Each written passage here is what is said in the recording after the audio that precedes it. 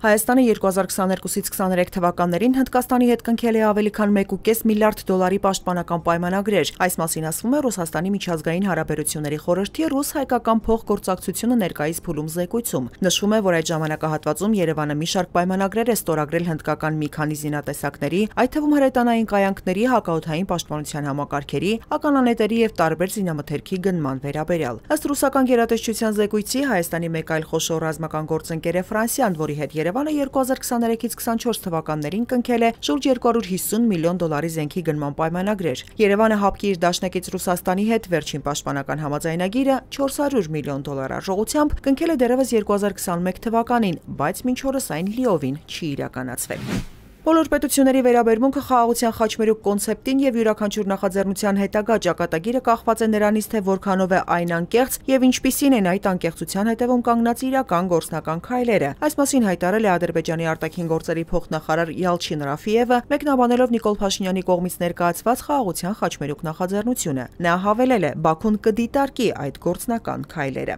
Նա նաեւ կոչ է արել Դելիին ուշադիր լինել հայ-ադրբեջանական հարաբերությունների հարցում, նշելով, որ դրանք այժմ փխրուն փուլում են։ Հայաստանի ատոմակայանի աշխատանքը մայիսի 15-ի կեսգիշերից կկանգնեցվի 60-օրյա պլանային վերանորոգման նպատակով, հայտնել է կայանի փոխտնօրեն Մովսես Վարդանյանը։ Հայաստանում Ռուսաստանի դեսպան Սերգեյ Կապույրկինի այցի ժամանակ նա նշել է, որ ընթացիկ վերանորոգման աշխատանքների հետ մեկտեղ պետք է փոխարինվեն տուրբինային արտադրամասի ավտոմատ համակարգերը, ինչպես նաև գեներատորների եւ տրանսֆորմատորների պաշտպանության համակարգը։ Ինչ վերաբերում է ատոմակայանի համար նոր էներգաբլոկի մոդելին, դրա ընտրությանը կարելի է սպասել հաջորդ տարի։ Զինծառայությունից զորացրված անձինք աշխատաշուկա մուտք գործելու ճանապարհին բազմաթիվ դժվարություններ են ունենում նրանց աջակցելու համար աշխատանքի եւ սոցիալական հարցերի նախարարության ծրագրի շրջանակում զինծառայությունից զորացրվածները ստանում են մասնագիտական ուսուցման եւ աշխատանքի տեղավորման աջակցություն։ Փոխնախարար Ռուբեն Սարգսյանի տեղեկացմամբ ծրագրում 1600-ից ավելի մարդ է ընդգրկվել։ 2025 թվականի համար նախատեսված է ընդունել 500 շահառուի, սակայն ավելին լինելու դեպքում պատրաստ են աջակցել։